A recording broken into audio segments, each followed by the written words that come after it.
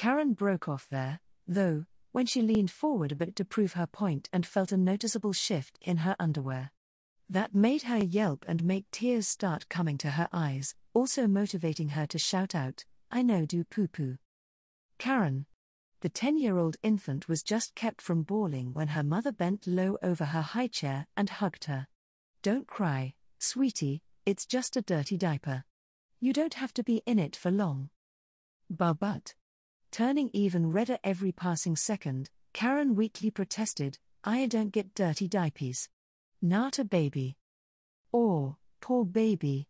Patting the child on the back, the adult replied, "Baby or not, you want that diaper off, don't ya?" There was a long moment of consideration there, until finally the big baby was motivated to nod reluctantly. "Poor thing," her grandma commented at once. Smiling, after a moment, though, she began to offer, "I can take care of that if you'd rather." Actually.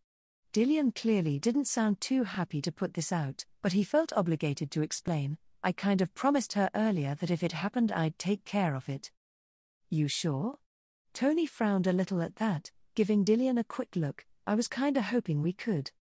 To Karen's immense surprise, as she sat in her dirty diaper, biting her lip and trying not to bawl, she blurted out in a shaky voice, "I want Dillian."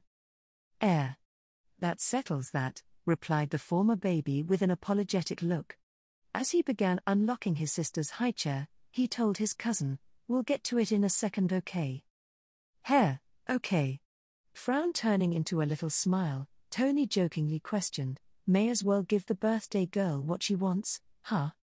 "Yeah, couldn't hurt." Smiling himself as he helped Karen out of her seat and to her feet, Dillian asked his clearly upset sister, "You gonna be okay?" NNN. That was actually about all the girl could manage out. It was taking so much effort not to scream her head off that forming real words seemed just out of reach at the moment. The edge was thankfully taken off when Dillian gently took her thumb and guided it to her mouth, cuddling her as she took her to the next room. "Don't cry, Karen. You're gonna be clean in no time."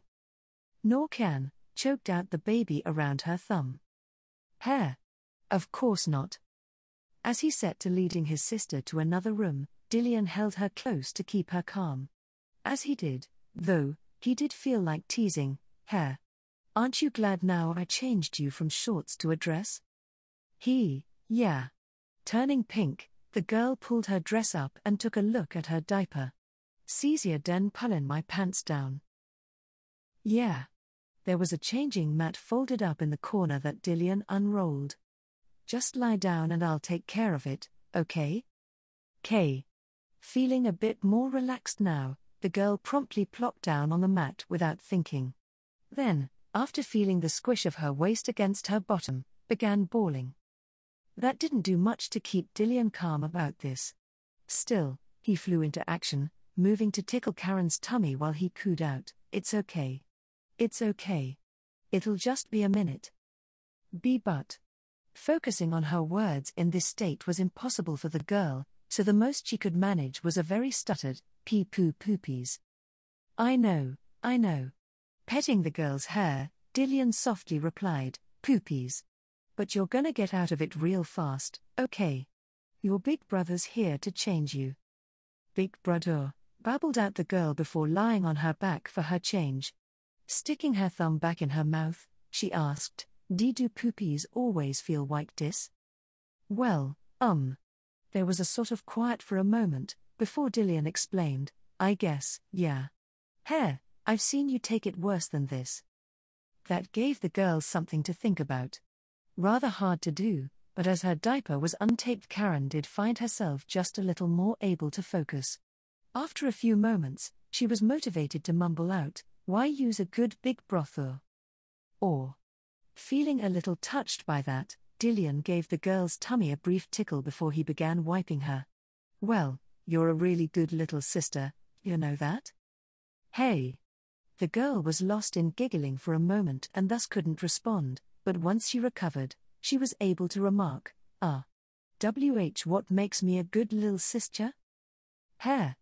"Well, you're cute. That's a big perk." Grinning as he worked in spite of the smell, Dillian questioned, so how about it? What makes me a good big brother? That took a moment to answer, but only because Karen found herself rather enjoying the feeling of being cleaned up. Once she did register things enough to reply, however, she explained, well, you're nice, and you think I's cute, and when I do baby things you're done gay mad. Well, yeah.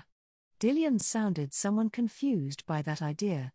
After he had finished powdering his sister, he unfolded a fresh diaper and began to slide it under her butt. You're a baby, it's natural you do baby things.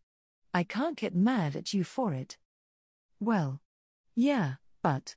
Karen began to squirm a little, don't you think? Hold still, okay?